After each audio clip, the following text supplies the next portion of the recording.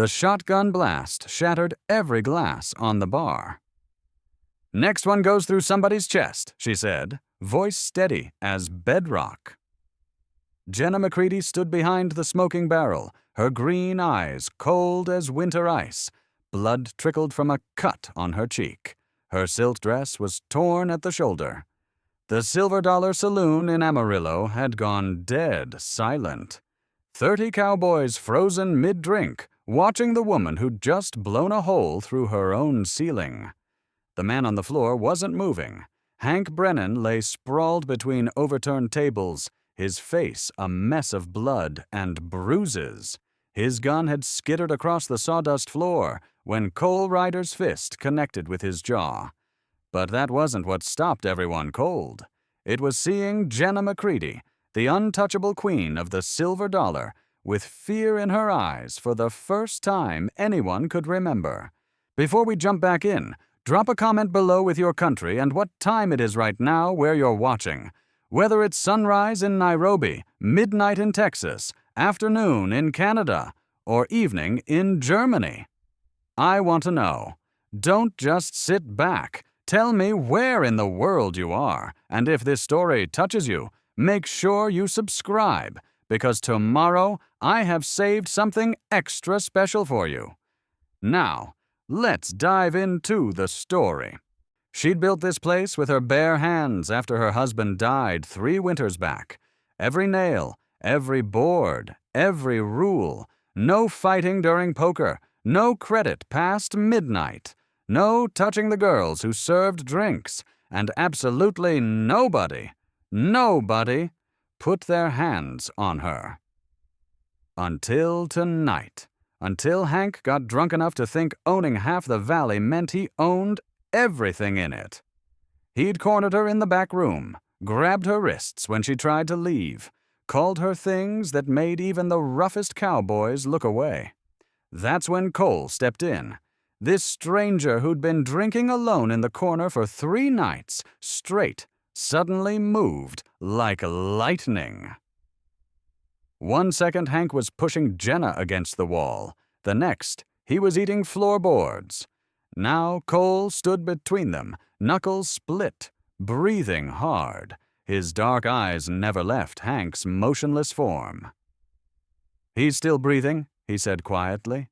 "Won't be if he tries that again." Jenna lowered the shotgun but kept it ready. Her hands were shaking. She hated that they were shaking. In 2 years of running this place alone, she'd never let them see her weak.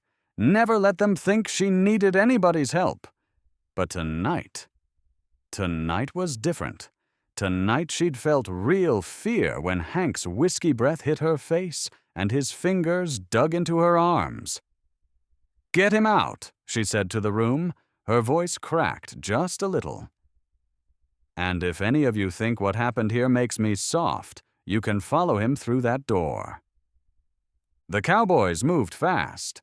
2 of Hank's ranch hands dragged him outside, leaving a trail of blood through the sawdust. The rest went back to their drinks, but the atmosphere had changed. They kept stealing glances at Cole, this mystery man who'd done what none of them had the guts to do, and at Jenna, whose armor had finally shown a crack. Cole turned to face her. Up close, she could see the scar running through his left eyebrow, the permanent sunburn on his neck, the way his gun sat low on his hip like he'd been born wearing it. "You okay?" His voice was rough, like he hadn't used it much lately. "I had it handled." The lie tasted bitter. "I know you did." He wasn't mocking her. Something in his tone said he meant it. But sometimes it's okay to let somebody else throw the punch. She wanted to argue, wanted to tell him she'd been handling men like Hank since before she could vote. But the truth sat heavy in her chest. If Cole hadn't been there, if he hadn't moved when he did. She touched the cut on her cheek where Hank's ring had caught her. "Let me look at that," Cole said, stepping closer. "It's nothing." It's bleeding pretty good for nothing." Their eyes met, really met, not the quick glances they'd been trading for 3 nights. This was different. This was two people seeing past the walls they'd built. She saw loneliness in him that matched her own. He saw strength that was tired of standing alone. The saloon noise faded. For just a moment, it was just them in that space between the bar and the broken tables. "Why'd you do it?" she asked. "You don't know me. Don't owe me anything." Cole picked up his hat from where it had fallen, dusted it off slow, like he was buying time to find the right words. "My mama ran a boarding house in Abilene. After my father died, men thought they could push her around. Take advantage." He set the hat on his head, shadow falling across his eyes. "I was too young to stop them then. Guess I'm making up for it now." Before Jenna could respond, the saloon doors banged open. One of Hank's men stood there, hand hovering near his gun. "Hank's awake. Says this ain't over. Says you made a big mistake, stranger." Cole didn't even turn around. "Tell Hank if he comes back here, they'll be picking lead out of his spine for a month." The ranch hand's face went red. "You threatening Mr. Brennan?" Now Cole turned. Slow, deliberate. His hand didn't move to his gun, but somehow that made him scarier. "I don't make threats. I make promises. And I promise if he touches her again, if he even looks at her wrong, I'll put him in the ground so deep the devil himself won't find him." 3 months earlier, Jenna had everything under control. The silver dollar was making money. Real money. Not just enough to survive, but enough to fix the roof, replace the piano, even hire 2 more girls to serve drinks. She'd wake up every morning in the apartment above the saloon, brew coffee on her little stove, and watch Amarillo come alive through her window. The town was growing. The railroad was bringing people with cash to spend. Life was good. As good as it could be for a widow running a saloon in 1882. She'd married Tom McCready when she was 17. He was older, established, had dreams of building something in Texas. The saloon was his idea, but Jenna was the one who made it work. She had a head for numbers, an eye for trouble before it started, and a smile that could separate cowboys from their money without them minding much. When Tom caught that fever and died, everyone expected her to sell, expected her to run back east to her family. They didn't know Jenna. She buried Tom on a Tuesday, reopened the saloon on Wednesday. That was 2 years ago. The trouble with Hank started small. He'd come in with his crew after driving cattle north, throwing money around like seeds, buying rounds for everyone, tipping the girls heavy. At first, Jenna appreciated the business. Hank owned the biggest ranch in the valley. His money was good, and he kept his men in line. But then the look started. The comments, the way he'd brush against her when she passed, the way he'd say her name like he already owned it. "Jenna, darling," he'd drawl, whiskey thick on his tongue. "A woman like you shouldn't be alone. It ain't natural." She'd handled worse. Travelers passing through who thought a woman running a saloon meant she was selling more than drinks. Cowboys who got grabby after too much bourbon. She kept Tom's shotgun under the bar and wasn't shy about showing it. Word got around. Jenna McCready might serve you whiskey with a smile, but cross the line and you'd be picking buckshot out of your hide. Most learned to respect the boundaries. Hank thought rules didn't apply to men with money. The night Cole first walked in, she noticed him right away. Not because he was handsome, though he was in that weathered, dangerous way that made smart women stupid. She noticed him because he was alone. Really alone. Not just drinking by himself, but carrying aloneness like a coat he couldn't take off. He ordered whiskey, paid in gold, and found a corner table where he could see both doors. classic gunfighter position. She'd seen enough of them to know. For 3 nights, he came in. Same table, same whiskey, same silence. He'd nurse 3 drinks over 4 hours, never getting drunk, never starting conversation. But she'd catch him watching. Not the way Hank watched, like she was something to possess. Cole watched like he was reading a book, trying to understand the story. Sometimes their eyes would meet across the smoky room. He'd nod. She'd nod back. That was all. Maria, one of her serving girls, had opinions about him. "That one's trouble," she'd whisper while they counted money at closing time. "Got killer written all over him." "They're all killers," Jenna would reply. "Just matters what makes them kill." "You like him?" It wasn't a question. "I don't know him." "Since when has that stopped anybody?" "Since Tom died," Jenna thought, but didn't say. "Since I learned that loving someone means watching them die and being left with nothing but a business to run and a bed that's too big." But she did wonder about Cole, where he came from, where he was going, why he picked her saloon to drink his silence away. Then came the night everything changed. Hank had been drinking since noon. His crew was losing at poker, and he was taking it personal. Kept saying the house was cheating. Kept demanding free drinks to make up for it. Jenna cut him off around sunset. That's when his eyes went mean. Really mean. Not the casual cruelty of a drunk, but something darker. He waited until the saloon was packed. Waited until she was alone in the back room checking inventory. That's where he cornered her. "You think you're better than me?" He'd breathed whiskey and rage into her face. "Think 'cause you got this place you can treat me like dirt?" She'd tried to push past him. That's when he grabbed her wrists, slammed her back against the wall hard enough to knock whiskey bottles off the shelf. His body pressed against hers, pinning her. "I own half this valley. I could buy this place tomorrow. Buy you with it." That's when she'd felt it.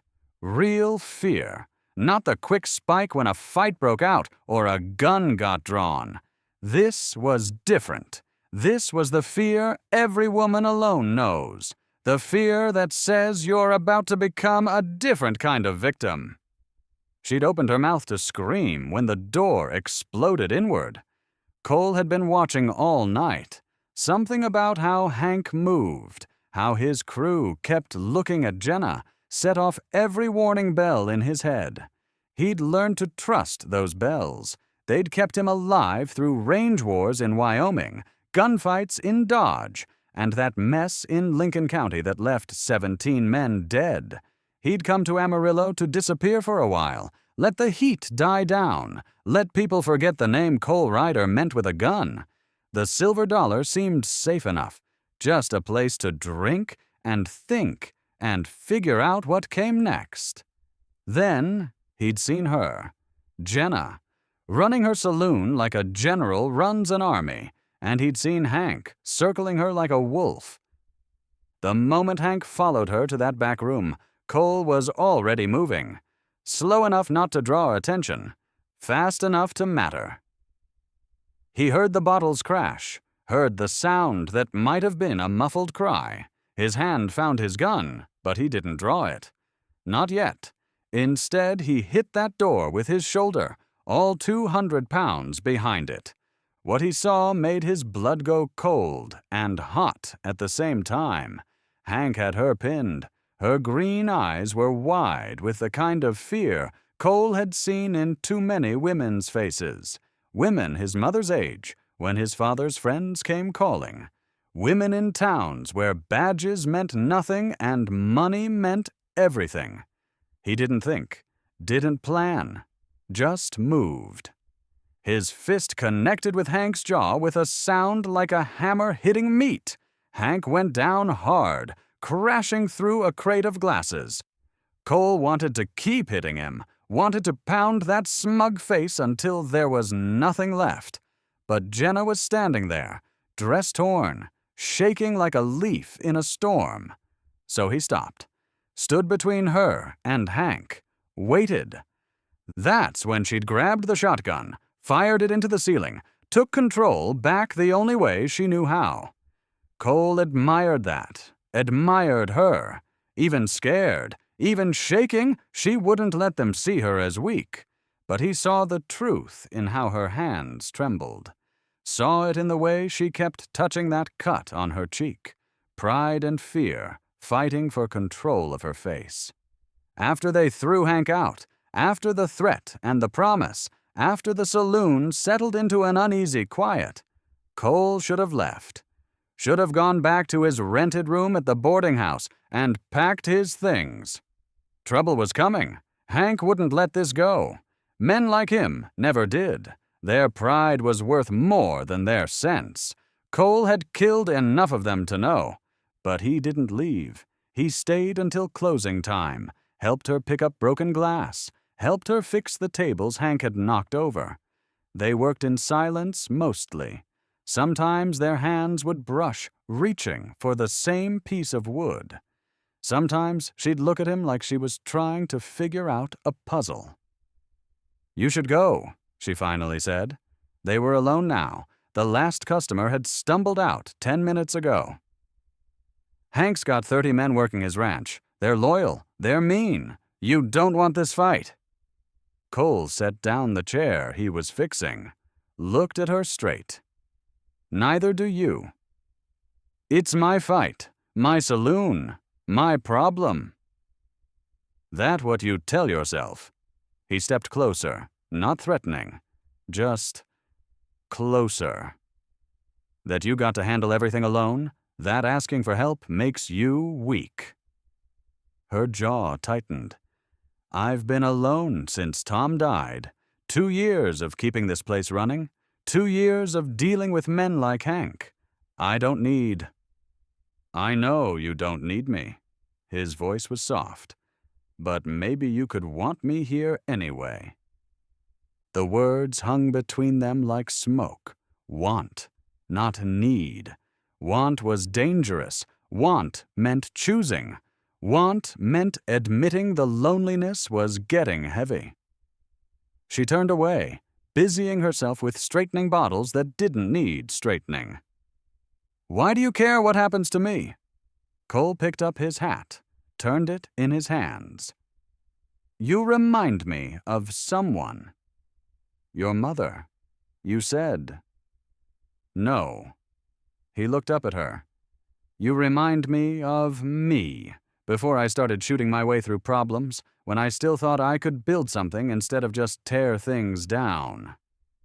She faced him then, really looked at him, past the gun, past the scars, past the dangerous reputation she was starting to piece together from whispers she'd overheard. She saw something broken trying to fix itself, same as her. "Hank won't stop," she said. "He'll come back, with more men, probably." "I know." "You could get killed." "Been true every day for 10 years now." "This isn't your fight." Cole put his hat on, walked to the door, stopped with his hand on the handle. "It is now." He looked back at her. "Lock up good tonight. Keep that shotgun close. I'll be around." Then he was gone, leaving Jenna alone with broken glass and the ghost of a feeling she'd thought died with Tom, the feeling that maybe, just maybe, she didn't have to do this alone. The rain started at midnight, not a gentle Texas shower, but a real storm, the kind that turned streets to mud and made the whole world sound angry. Jenna couldn't sleep. She sat at her window watching water pour off the roof, watching the empty street below. Every shadow could be Hank's men. Every sound could be trouble coming. She'd sent Maria and the other girls home early, told them to stay away for a few days. No sense in them getting caught in whatever was coming. The shotgun lay across her lap, loaded and ready. She thought about Cole's words. Maybe you could want me here anyway. Want. Such a simple word for such a complicated feeling. She'd wanted Tom, back when she was young and stupid, and thought love could survive anything. Even death, it turned out, couldn't kill want. Just changed its shape, made it sharper, made it hurt. A knock at her door made her jump. Software deliberate, not the aggressive pounding of drunk cowboys. She crept downstairs, shotgun raised. "Who is it?" "Cole." She opened the door to find him soaked through, water running off his hat brim like a waterfall. "What are you doing here?" "Walking patrol. Saw your light on." He stayed on the porch, not presuming to enter. "Figured you weren't sleeping either." She stepped aside. "Come in before you drown." He hesitated, then entered, careful to keep distance between them. Water pooled around his boots. In the lamplight, she could see his shirt clinging to him, outlining muscles earned through hard living. She looked away quick, but not quick enough. He'd caught her looking. "I'll make coffee," she said, needing something to do with her hands besides hold a gun. They sat at one of the poker tables while the coffee brewed. The rain hammered the roof. Lightning lit up the windows every few minutes, showing the empty saloon in stark relief. Ghost light, her mother used to call it. Light that showed things that weren't meant to be seen. "Tell me about Tom," Cole said suddenly. The question surprised her.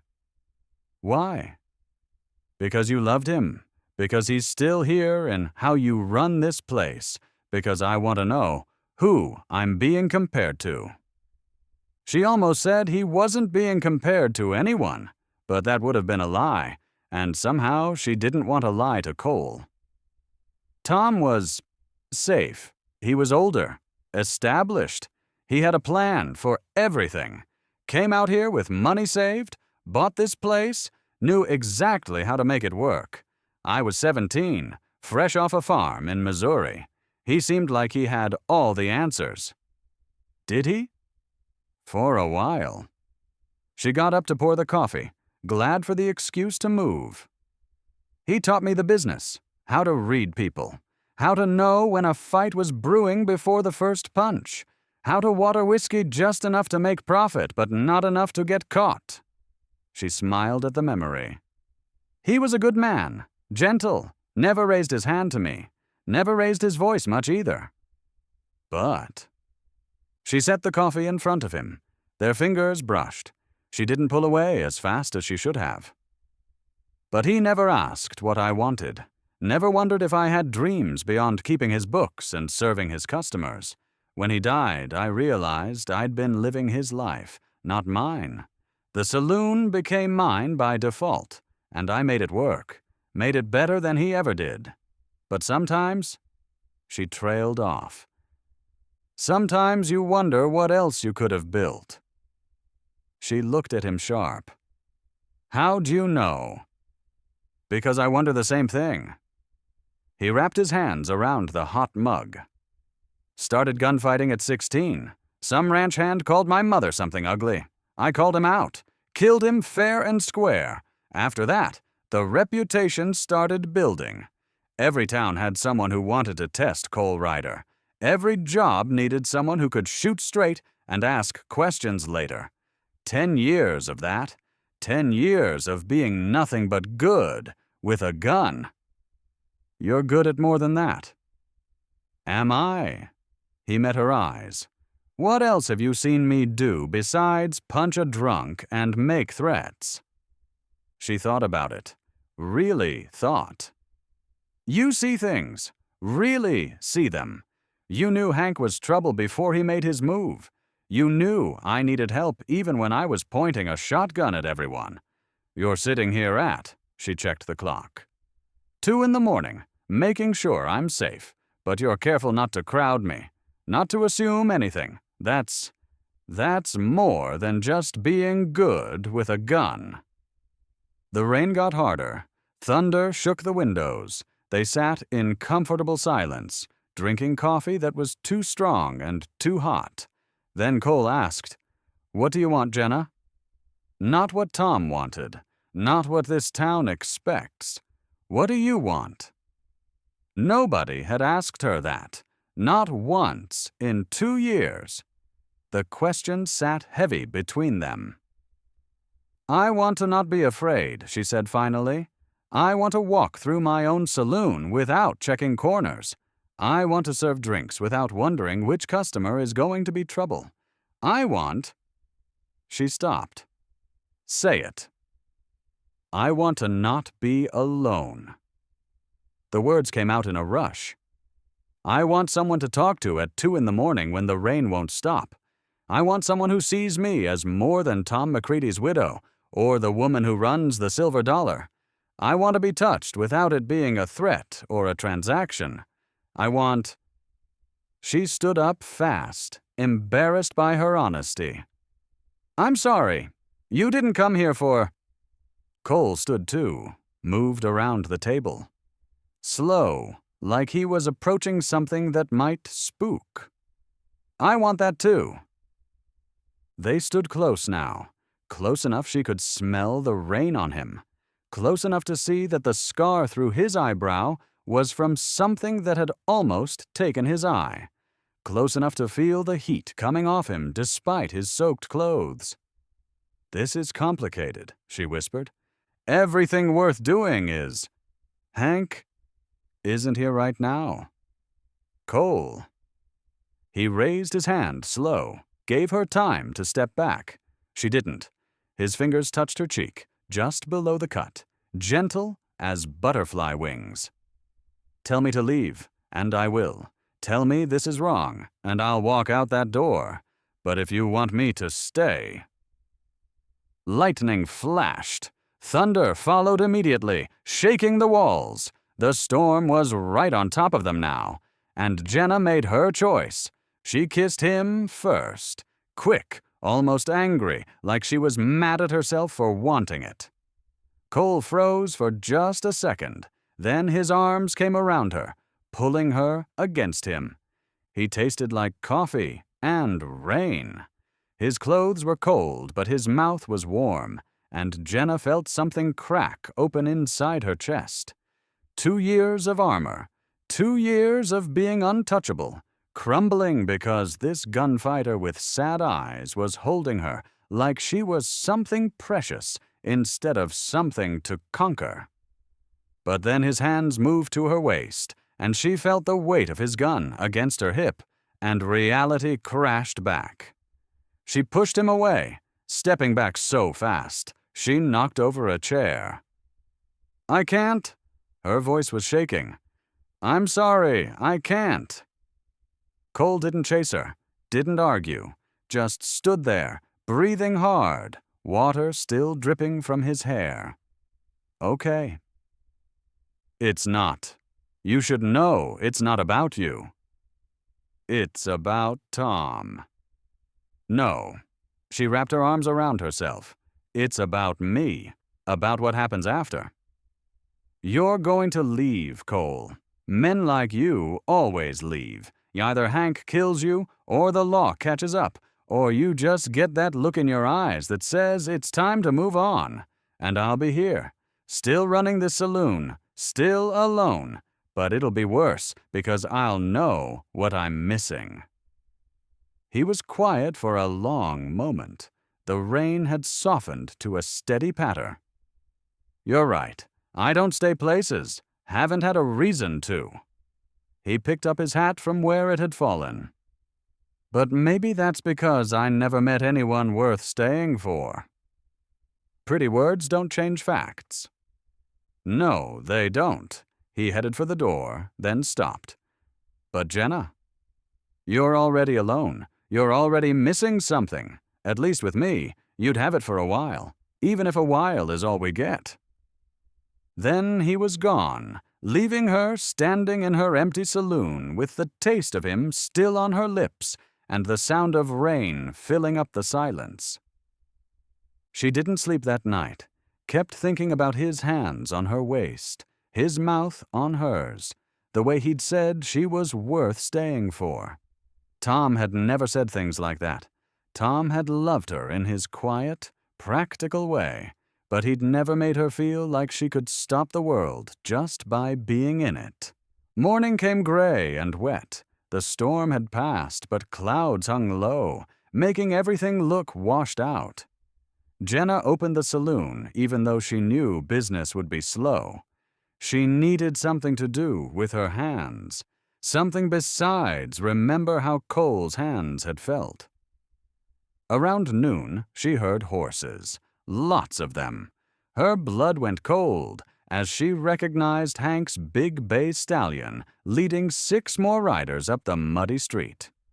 He dismounted slow, taking his time, making sure she was watching through the window. His face was a mess of bruises, one eye swollen nearly shut. But he was smiling. That was the worst part. He was smiling. He pushed through the doors like he owned them. His men spread out, blocking the exits. Jenna already had the shotgun in her hands, but 6 to 1 weren't odds even she could beat. "Morning, Jenna, darling." Hank's voice was different, rougher, like Cole's punch had knocked something loose in his throat.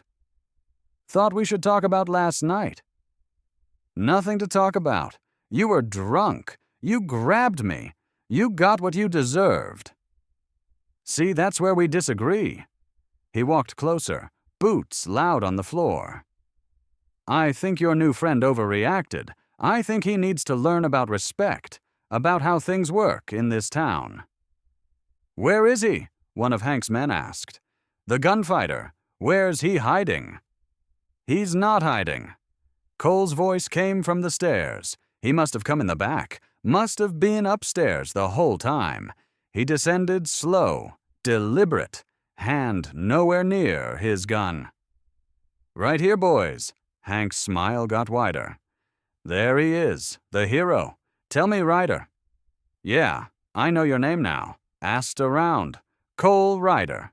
Killed 17 men, they say. That's supposed to scare me." "It should. But it doesn't. Know why?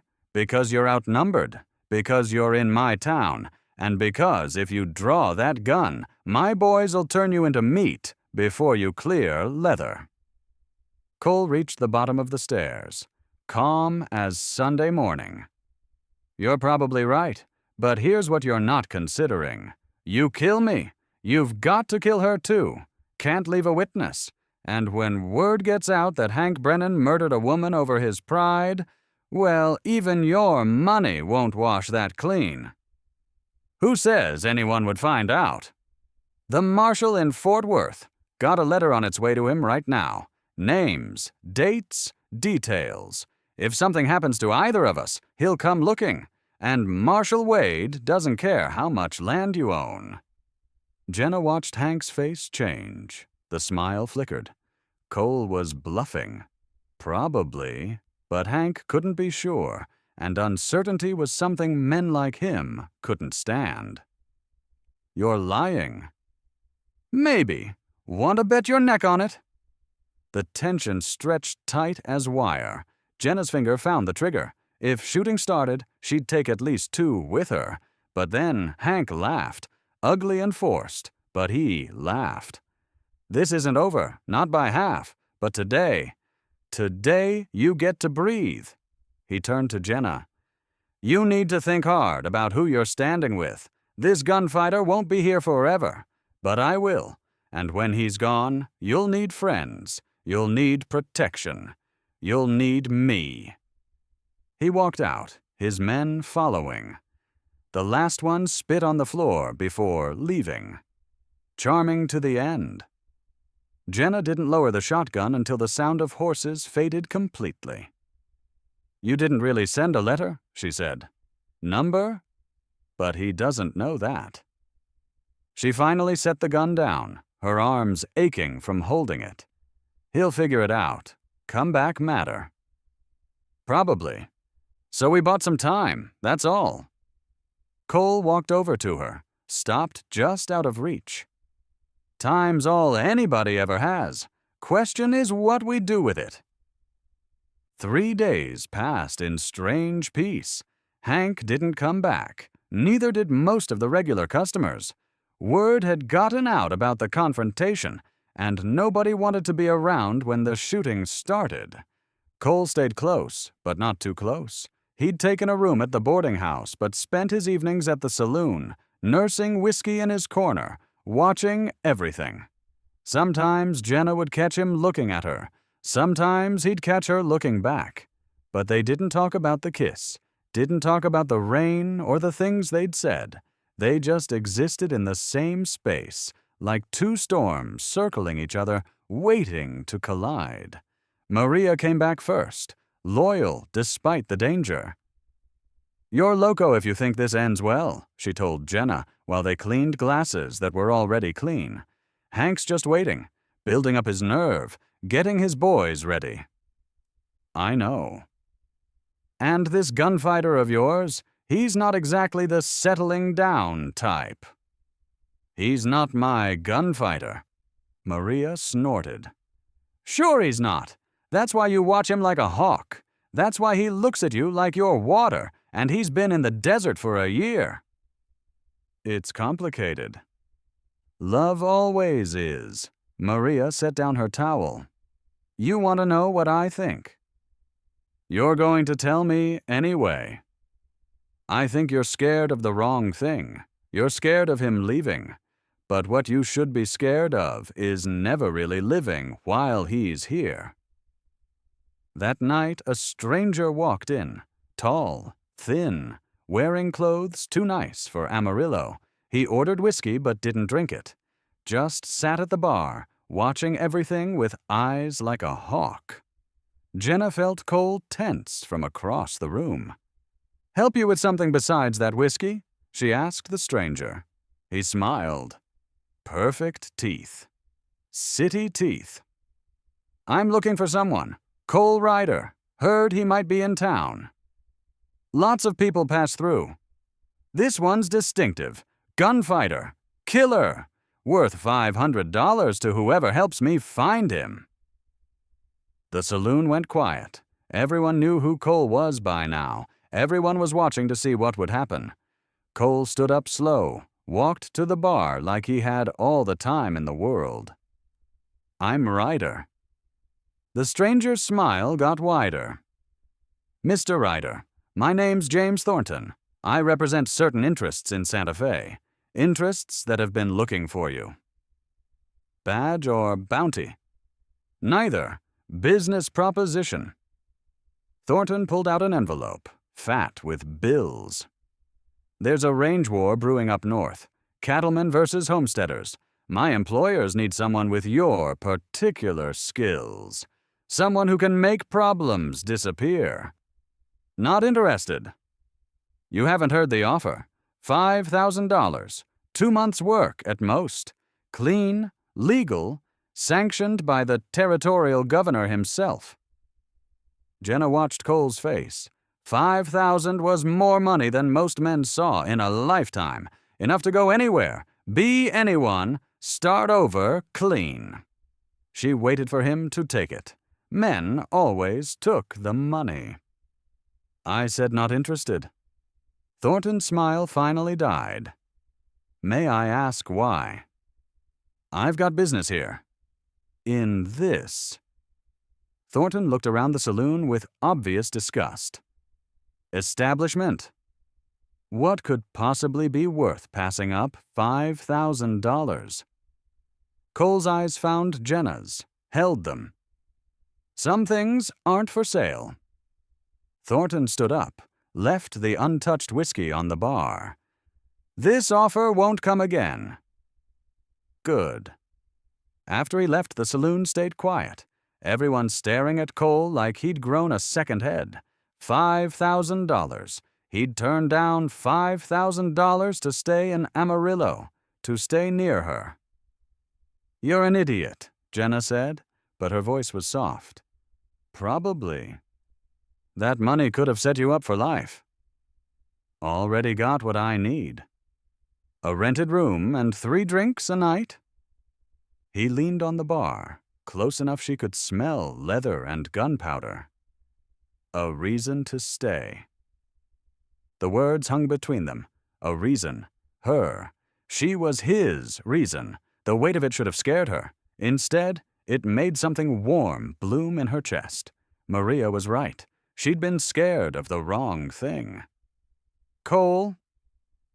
The doors exploded open. Hank stood there, but different. His clothes were dusty, torn, blood on his shirt, his eyes wild, unfocused. And he was alone. "They're dead," he said, voice hollow. "All of them. My boys.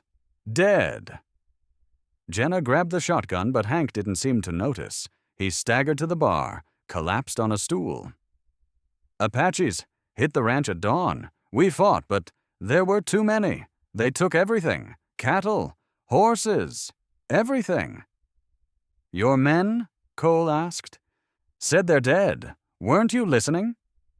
Hank grabbed the whiskey Thornton had left, drained it in one pull. 30 riders, best guns in the valley. Gone. The saloon started buzzing. Apache raids had been getting worse, but nothing like this. Nothing this big, this bold. If they'd hit Hank's ranch, nowhere was safe. "We need to get word to the marshal," someone said. "We need to fort up," said another. "Get everyone into town, make a stand." But Jenna was watching Hank. Something was off. His story didn't fit. Apaches didn't usually leave survivors, especially not the boss. And the blood on his shirt, it was in the wrong place. Too neat, like he'd put it there himself. Cole saw it too. She could tell by how his hand drifted to his gun. But before either could say anything, Hank looked up at Jenna. His eyes weren't wild anymore. They were cold, calculating. "Funny thing," he said. "They left me alive. Said to give a message to the woman who runs the Silver Dollar. Said they'd be coming for her next." "You're lying." Cole's gun was already half drawn. Hank smiled, that old arrogance creeping back. "Am I? You want to risk her life on it? Apaches know she runs guns to the army. They know she's got money hidden here. They'll come, Ryder, tonight, tomorrow, soon. And when they do, they'll find out you're full of shit." Cole had the gun out now, pointed at Hank's chest. "No Apache dust on your boots. No arrow wounds. That blood's from a cow, not a man. You killed your own men, didn't you? Or paid them to disappear. All for this story." The saloon had gone dead quiet. Everyone backing away, slow. Hank's smile flickered but held. "Prove it." "Don't need to. You just did." Cole nodded toward the door.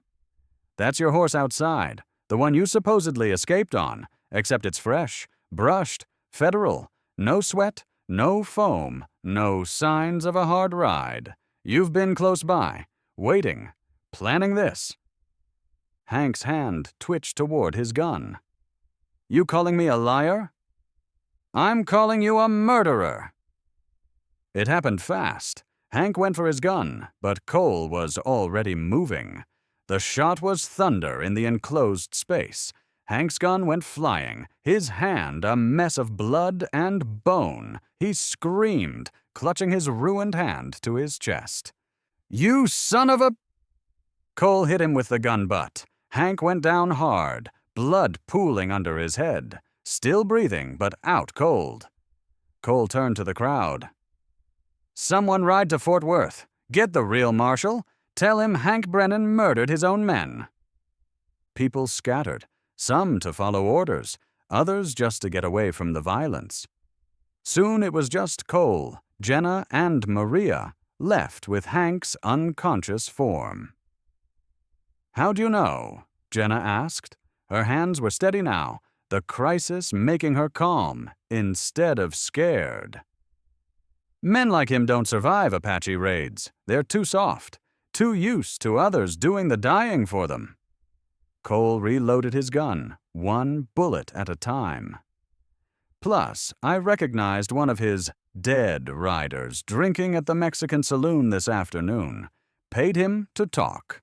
Hank promised them money to disappear, make it look like a raid.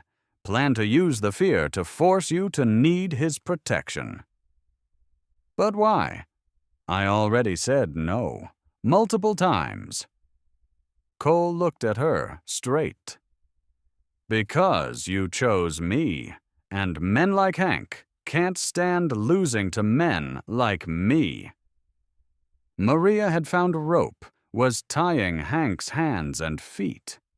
What do we do with him? Lock him in the storeroom, post guards, wait for the marshal. Cole walked over to Jenna. You okay? She laughed, sharp and bitter. He was going to fake an Apache raid, let the whole town panic, maybe even get people killed in the fear, all because I wouldn't let him paw at me. It's over now. Is it? She looked up at him. There'll be another Hank, another man who thinks he can take what he wants. There always is. Cole holstered his gun, reached out slow, giving her time to pull away. She didn't. His hand cupped her cheek, thumb brushing the spot where the cut was healing. Not while I'm here. And how long is that? Really? How long do you want? The question hung between them. Want. That word again. That dangerous, beautiful word. She thought about Tom, about safety, about the careful life she'd built. Then she thought about Cole, turning down $5,000, about him seeing through Hank's lie, about the way he was looking at her now, like she was the only real thing in a world of shadows. Stay, she said. One word, but it carried everything. Jenna, ... I know what you are. I know you've got ghosts. I know there's probably men looking for you, badges, wanting you. I know this can't last forever. But right now, tonight, I don't care. Stay. He kissed her then, different from that night in the rain. This was slower, deeper, a promise instead of a question. When they broke apart, Maria had made herself scarce, and the saloon felt too big and too small at the same time. Upstairs, Jenna said. Not a question. They locked Hank in the storeroom, posted the night watchman outside with a rifle and strict orders. Then they climbed the stairs to her apartment, to her too-big bed, to the life she'd kept so careful and guarded. Cole was gentle, more gentle than she'd expected from hands that had killed 17 men. He undressed her like she was something holy, kissed scars she didn't know she had. And when they came together, it was like coming home and leaving everything behind at the same time. After they lay tangled in sheets and moonlight, his fingers traced patterns on her bare shoulder. I meant it, he said, about staying. Don't make promises you can't keep. I don't. He pulled her closer. That's why I've never made any before. She wanted to believe him, wanted to think this could be something more than just tonight. But she'd learned not to trust wants. They had a way of breaking your heart.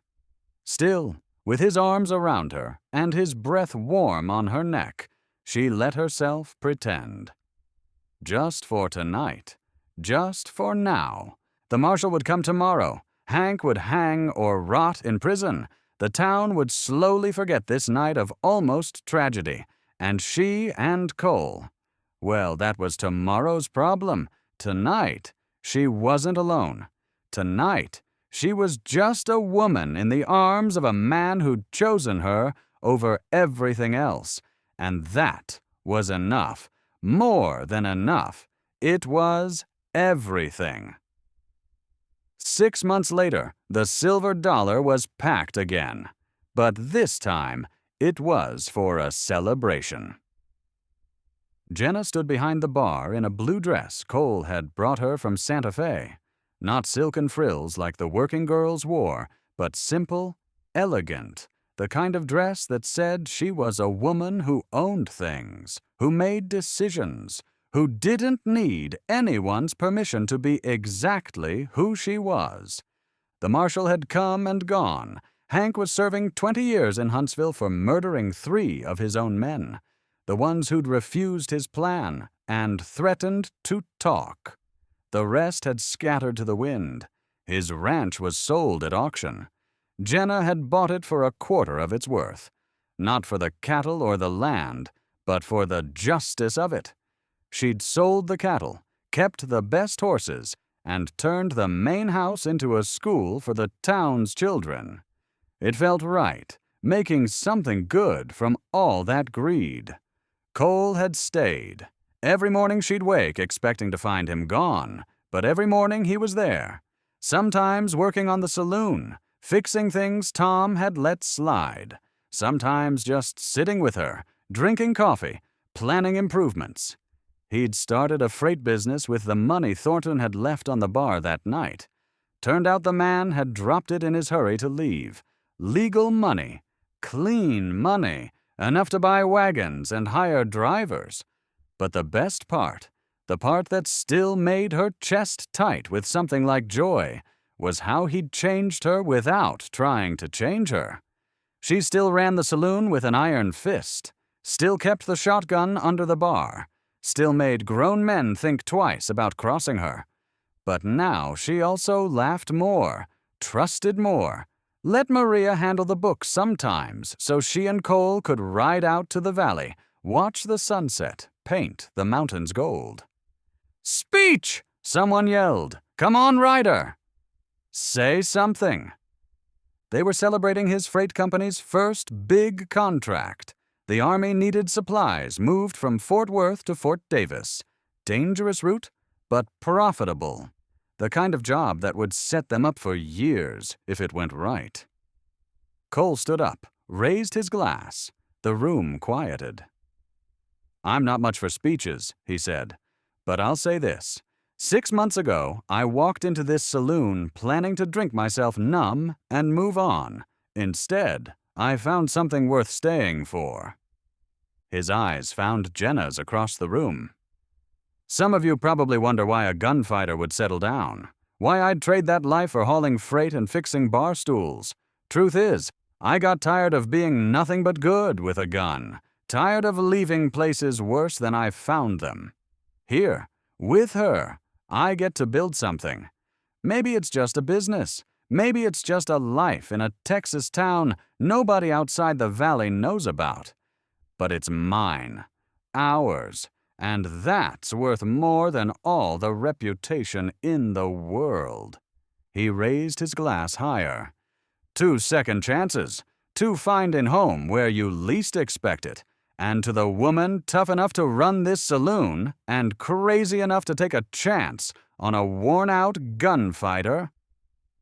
The crowd cheered, drank, went back to their celebrations. But Cole made his way through them to the bar, to her. "That was beautiful," she said. "That was true." She leaned across the bar, kissed him quick, not caring who saw. 6 months ago, that would have been unthinkable. Showing weakness, showing want. Now it just felt like showing life. "When do you leave for Fort Davis?" she asked. 3 days. Be gone 2 weeks, maybe 3. "I'll miss you." "Come with me." She laughed. "And leave the saloon." Maria would redecorate everything. I'd come back to pink curtains and flower boxes. "Let her. Might improve the place." "Cole Ryder, are you criticizing my saloon?" "Never. I'm just saying maybe it wouldn't kill you to leave it for a while. See something besides these walls." She thought about it. Really thought about it. 2 weeks on the trail, under stars, with him. No drunks to manage, no fights to break up, no careful distance to maintain. Just them and the wide Texas sky. Who'll run things? Maria. She's ready. You know she is. It was true. Maria had learned the business inside and out, could handle troublemakers almost as well as Jenna, had earned the respect of the regulars, and more importantly, Jenna trusted her. Trusted her with the things she'd protected so fiercely since Tom died. All right. Cole blinked. Really? Really? But if I come back to pink curtains, you're repainting them yourself. He grinned, that rare, full smile that transformed his face from dangerous to beautiful. Deal. 3 days later, they loaded the wagons at dawn. 5 wagons total, each pulled by a team of 4 horses. Cole had hired good men, fighters who could shoot, but preferred not to. The kind of men who understood that the best gunfight was the one you avoided. Jenna had packed practical clothes, pants and boots, and Tom's old coat that still smelled faintly of pipe tobacco. She'd left the shotgun with Maria, but kept Tom's pistol on her hip. Old habits died hard, even in love. As they rode out of Amarillo, the sun painting everything gold and red, Cole reached over and took her hand.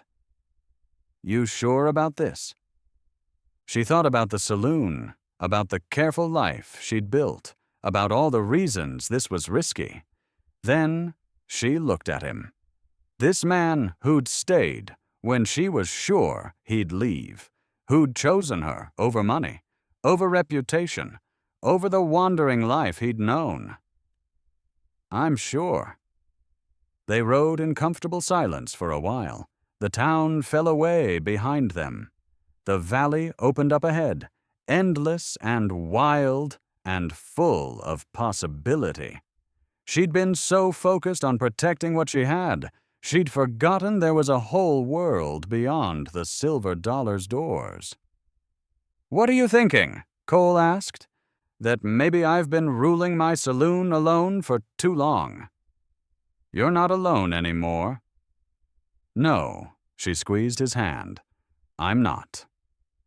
2 weeks on the trail, 2 weeks of sleeping under stars, of coffee over campfires, of learning this man who'd saved her in ways that had nothing to do with Hank, or fights, or shotguns. He'd saved her from becoming the thing she'd feared most. Someone too afraid to live, too careful to love, too guarded to let anybody in. As Amarillo disappeared behind the hills, Jenna McCready realized something. She'd spent 2 years thinking strength meant standing alone. But maybe real strength was letting someone stand beside you. Maybe real courage wasn't about facing everything by yourself, but about trusting someone enough to share the load. The silver dollar would be there when they got back. The town would keep spinning. The careful life she'd built would survive 2 weeks without her. But this moment with Cole's hand in hers, and the whole frontier spread before them. This was life, real life, the kind Tom never would have understood, the kind she never thought she'd have. She'd ruled her saloon alone, and she'd ruled it well. But now she had something better, someone to rule beside, someone who saw her as more than a widow, more than a business owner, more than a woman who needed saving. Cole saw her as herself and loved her anyway, not in spite of her sharp edges and fierce independence, but because of them. The wagons rolled on toward Fort Davis, toward danger, probably, toward uncertainty, definitely, but also toward something that felt a lot like the future, a future she'd never imagined when she was standing behind that bar with a shotgun, keeping the world at safe distance. Sometimes the best things came from the most unexpected places. Sometimes a cowboy walking into your saloon wasn't trouble, but salvation. Sometimes letting someone save you was really about saving yourself. The sun climbed higher, the trail stretched longer, And Jenna McCready, who'd ruled alone for so long, finally understood that the best kingdoms were the ones you didn't have to rule by yourself. She looked at Cole one more time. He was watching the horizon, probably planning routes and calculating dangers, but his thumb was rubbing gentle circles on her hand, a reminder that even focused on business, he was thinking of her. "I love you," she said. First time she'd said it out loud. First time she'd said it to anyone since Tom. He turned to her, surprise flickering across his face.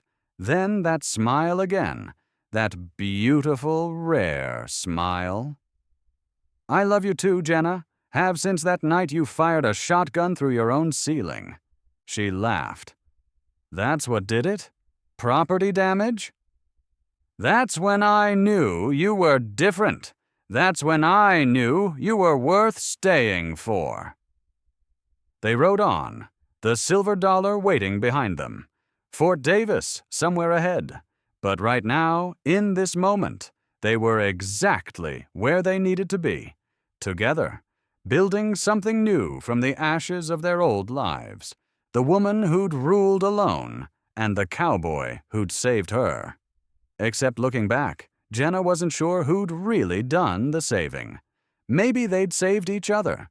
Maybe that's what love really was. Not one person rescuing another, but two people choosing to stop being alone. The trail stretched on. Their story had just begun.